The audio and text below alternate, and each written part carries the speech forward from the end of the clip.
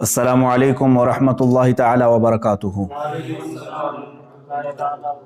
अल्हम्दुलिल्लाह, ला इलाहा इल्लल्लाहुल मलिकुल हक़्क़ुल मुबीन, मुहम्मदुर रसूलुल्लाह सादिकुल वअदिल अमीन। हज़रात मोहतरम, आज थोड़ी देर क़बल हिंदुस्तान के सबसे बड़े आतंकवादी नरसिंहानंद ने एक छोटी सी वीडियो ट्वीट करके और मुझे भिजवाई है। मेरे मुबाहिले के चैलेंज को एक्सेप्ट करते हुए उसने कहा है कि मैं मुफ्ती सलमान अज़हरी की चुनौती को स्वीकार करता हूँ। तो अब सुनो, ये बड़ी खुशी की बात है मेरे लिए कि अब तक गूफे में बैठकर जो गीदड़ भौंकता था वो आज बाहर आने की हिम्मत दिखा रहा है। और याद रखना, अल्हम्दुलिल्लाह मैं आज भी अपने उसी मुबाहिले के चैलेंज पर बरकरार हूँ और इंशाअल्लाह अज़ीज़ एक कदम भी पीछे नहीं हटाऊंगा इंशाअल्लाह। अब ये कहता है, तारीख बता, दिन बता और जगह बता। तो सुन ले, जगह तो तेरे चेले ने खुद ही बताया था, दिल्ली के रामलीला मैदान में आने की। ये बात मैंने नहीं कही थी। तारीख दिन मेरा होगा, जगह और परमिशन के मामलात तेरे होंगे। ये पहले वाली वीडियो में भी मैंने स्पष्ट किया है, इसलिए मैं इस पर जोर दे करके कह रहा हूँ कि हुकूमत की सारी पुश्तपनाही तुम्हारे साथ है, यह हमें अच्छी तरह से मालूम है। और अगर ऐसा ना होता तो तुम खुले सांड की तरह घूम नहीं रहे होते आज। बार बार मेरे नबी कौनैन सल्लल्लाहु ताला अलैहि वसल्लम की शान को निशाना बनाता है ये। इसको साधु और संत कहते हुए शर्म आती है, ये पाखंडी है और एक बहुत बड़ा जहर है हिंदुस्तान के लिए, जो मुसलमानों में और हिंदुओं में लड़ाने का तय करके बैठा हुआ है। मेरे अजीजों, इसने आज की वीडियो में भी जो जवाब दिया है उसमें फिर से कहा कुरान को गुंडों की किताब, मुआज़ल्लाह रब्बिल आलमीन। रसूल पाक सल्लल्लाहु अलैहि वसल्लम को निशाना बनाता है। खैर ठीक है, तूने स्वीकार किया है तो अब मेरी बात सुन ले। परमिशन तेरी तरफ से होगा और तू परमिशन रामलीला मैदान दिल्ली का लाता है, ठीक है। मुझे उस परमिशन के मामलात सारी चीज़ें तू पहले भेज दे, दिन, तारीख, और तू सुनना चाहता है वक्त तो सुन ले। इसके लिए भी और मेरे अजीज़ मुसलमानों के लिए भी, ऐ मेरे अजीज़ मुसलमान, तमाम उम्मत मुस्तफ़ा सल्लल्लाहु अलैहि वसल्लम के गयूर मुसलमानों, मैंने तारीख़ अकाबिरीन से मशवरा करके ये तय किया है, इंशाअल्लाह अज़ीज़ इसी माह रमज़ानुल मुबारक के 17वीं तारीख को यौम बदर, यौमुल फुरक़ान, अंग्रेज़ी तारीख के मुताबिक 30 अप्रैल 2021 को जुमा का दिन आ रहा है। इंशाअल्लाह अज़ीज़ ये फ़कीर क़ादरी हाजिर होगा। दिन फिर से सुन ले, मेरे रमज़ानुल मुबारक की 17 तारीख यौम बदर, यौमुल फुरक़ान, और 30 अप्रैल 2021 को मैं अपनी जानिब से तारीख़ तुझे भेज रहा हूँ और तू परमिशन के मामलात आज ही से तैयारी करना शुरू कर दे, या जैसे भी परमिशन के मामलात होंगे तो मुझे फ़ौरन जैसे आज वीडियो भेजा है उसी तरह से भेजेगा। और दूसरी बात, अब जो मुबाहिला होगा, जो मैदान में उतरा जाएगा, अब सुन ले उसके मामलात। मैं अपने इस्लामी उसूलों के मुताबिक मुबाहिले के जो उसूल हैं उस पर अमल करूँगा इंशाअल्लाह अज़ीज़। मैं पहले मैदान में उतरूँगा और फिर इत्माम हुज्जत के लिए सामने बैठूँगा। एक बार फिर से तुझे मैं इस्लाम की हक्कानियत, कुरान अज़ीम की शान, रसूल पाक सल्लल्लाहु ताला अलैहि वसल्लम की अज़मत तेरे सामने फिर से बयान करूँगा। और तू फिर से अगर इनकार पर इनकार करता है, रसूल पाक सल्लल्लाहु ताला अलैहि वसल्लम की शान में मुग़ल्लज़ात बकता है, कुरान अज़ीम और इस्लाम को निशाना बनाता है, उसके बाद इत्माम हुज्जत ख़त्म हो जाएगी।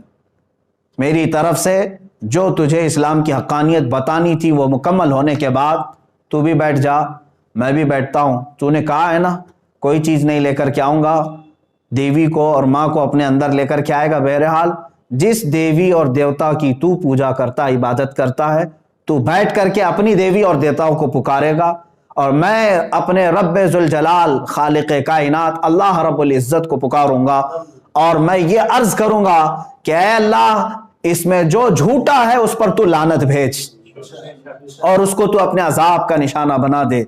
इंशाअल्लाह अज़ीज़ ये सिलसिला चलता रहेगा اور اس کے بعد پھر جو تیرے لیے اگنی پریکشا ہے وہ بھی باقی رہے گی انشاءاللہ العزیز۔ یہ اصول ہیں موبائل کے۔ اب پھر میں یہاں پر کچھ چیزیں ضرور عرض کروں گا۔ جانے سے قبل ایک اور بات اس پاکھنڈی کے لیے، نرسنگھانند کے لیے، کہ تیری بھی باڈی ٹیسٹ ہوگی، میری بھی باڈی ٹیسٹ ہوگی، تیرے بھی کپڑے چیک کیے جائیں گے، میرے بھی کپڑے چیک کیے جائیں گے، کوئی چیز لگا کر کے نہیں آیا جائے گا، ہم اسی طرح سے آئیں گے، اور کتنے لوگ رہیں گے اس کو اگلی مرتبہ میں ہم طے کریں گے۔ اور یاد رکھنا، شرارت کرنے کی کوشش نہیں کرنا۔ اگر تو اپنے گوفے سے باہر آنے کی ہمت دکھا رہا ہے تو پھر سے میں تجھے کہتا ہوں، بزدلوں اور کائروں کی طرح سے شرارت نہیں کرنا۔ جس طرح تو اپنے گوفے میں بیٹھ کر کے عام بھولے بھالے ہندوؤں کو ہتھیار سے لیس ہونے کی دعوت دیتا ہے، لڑانے کے لیے ابھارتا رہتا ہے، اس طرح اگر تو نے دلی میں رائٹس کرنے کی کوشش کی، ہندو مسلمان فسادات کرنے کی کوشش کی، اس کا سارا ذمہ تیرے سر پر ہوگا۔ اس لیے کہ میں ہندو مسلمان لڑائی کا، فساد کا حائل نہیں ہوں۔ میری لڑائی عام لوگوں سے نہیں ہے، صرف تیرے سے ہے، تجھ پاکھنڈی سے ہے، جو تو اپنے مغلظات کے ذریعے سے اسلام کو اور قرآن کو اور میرے آقا کو نشانہ بناتا ہے۔ سب کو معلوم ہے تو سیاست کے لیے یہ تمام چیزیں استعمال کر رہا ہے، لیکن آج بات آ گئی ہے میرے نبی محترم صلی اللہ تعالیٰ علیہ وسلم کی۔ تو کیا سمجھتا ہے کہ اسلام یہ کوئی کھیل ہے، آج کل کا آیا ہوا ایک دین ہے؟ اسلام تو اس دن سے ہے جس دن پہلے انسان نے اس دھرتی پر قدم رکھا ہے۔ میرے رب ذوالجلال کا ہر گھڑی انشاءاللہ العزیز اعانت کا وعدہ ہے قرآن پاک میں، اور مجھے یقین کامل ہے۔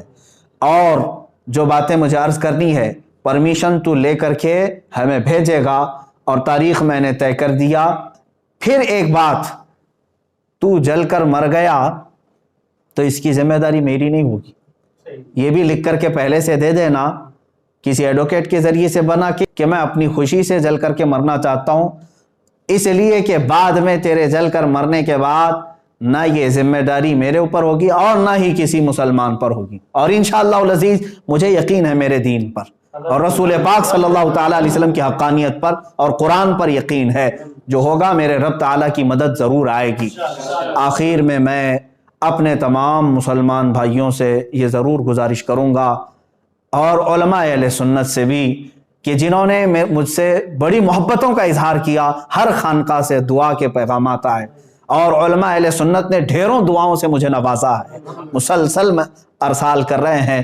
کئی حضرات نے مجھے اپنی نیکیاں، اپنے نوافل میں یاد کیا۔ بہرحال میں تمام ہی نوجوانوں سے کہنا چاہوں گا، اے مسلمانوں، اب مجھے بتاؤ، میرے آقا صلی اللہ تعالیٰ علیہ وسلم پر اس قدر مغلظات بکنے کے بعد اب جینے کا مطلب کیا رہ جاتا ہے؟ اب جینے کا مطلب کیا رہ جاتا ہے یہاں پر؟ اور پھر میں یہ سمجھ لوں گا کہ اگر اس وقت کے آنے سے پہلے اس نے کوئی شرارت کی، دباؤ بنا کر کے میری گرفتاری یا مقدمے میں گھسیٹنے کی کوشش کی، تو پھر میں سمجھ جاؤں گا کہ تو سب سے بڑا قائر ہے اور بزدل ہے، اور پھر یہ بھی میں سمجھ جاؤں گا حکومت کی ڈبل پالیسی کیا ہے۔ جگہ جگہ سے اس پر ایف آئی آر ہوئے ہیں، دسیوں مقدمے ہو گئے، لیکن اس کو کوئی اریسٹ نہیں کر رہا آج تک۔ کھلے سانڈ کی طرح سے وہ گھوم رہا ہے، زہر پھیلا رہا ہے، آج تک زہر پھیلا رہا ہے۔ اور اگر مجھ جیسا ایک عالم انصاف کی گہار لگائے، اگر مجھے گرفتاری کے بارے میں یا مقدموں کے بارے میں بات آتی ہے، تو پھر یہ ڈبل پالیسی بھی سمجھ میں آئے گی۔ جس طرح مجھے آج ہی میرے گھر پر پولیس بھیج کر کے نشانہ بنانے کی کوشش کی گئی، وہ جس کی طرف سے بھی پولیس آئی ہوگی، لیکن اگر ان معاملات میں یہ شرارتیں بھی تو کرے گا تو بھی کان کھول کر کے سن لے، میرا یہ چیلنج کبھی ختم نہیں ہوگا، انشاءاللہ کبھی ختم نہیں ہوگا۔ اگر دباؤ میں آ کر کے کسی نے گرفتاری اور دیگر معاملات کر بھی دیے میرے ساتھ، ارے میرا قتل بھی کر دیا، انشاءاللہ العزیز ہندوستان کے ہزاروں عاشقان مصطفیٰ ہیں جو پھر کھڑے ہو کر کے تجھے للکاریں گے، پھر للکارا جائے گا تجھے، اور یہ ختم نہیں ہوگا، اور تم اپنی طاقت اور سیاست کا استعمال کرو، انشاءاللہ العزیز ہر سنی مسلمان اپنے عشق رسول کی طاقت کا استعمال کرے گا انشاءاللہ، ہمیں یقین ہے۔ اور تمامی مسلمانوں سے پھر سے میں کہوں گا، آج سے دعاؤں میں لگ جاؤ، اور تم ذرا برابر بھی ہلکا پن محسوس نہ کرنا، اس لیے کہ یہ میرے گھر کی بات نہیں ہے، یہ میرے اپنے ناموری کی بات نہیں. اگر کوئی بدگمانی کرتا ہے تو میں اس سے پھر معذرت کے ساتھ کہوں گا واللہ باللہ تاللہ میں نے ہرگز اپنی ناموری اور شہرت کے لیے یہ چیلنج نہیں کیا ہے.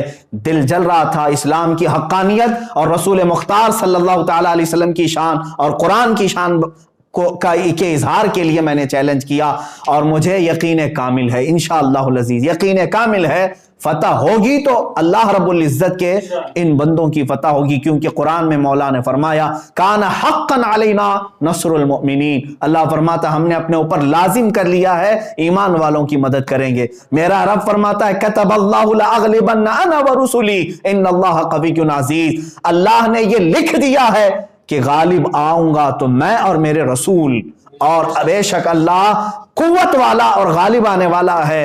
اور پھر میرے رب تعالیٰ نے یہ بھی فرما دیا ہے هو الذی ارسل رسولہ بالہدی ودین الحق لیظہرہ علی الدین کلہ. وہ اللہ ہے جس نے اپنے رسول کو دین حق کے ساتھ بھیجا ہے, دین حق کے ساتھ بھیجا ہے, کسی آتنک کے ساتھ نہیں, اس لیے کہ وہ تمام ادیان میں غالب آئے.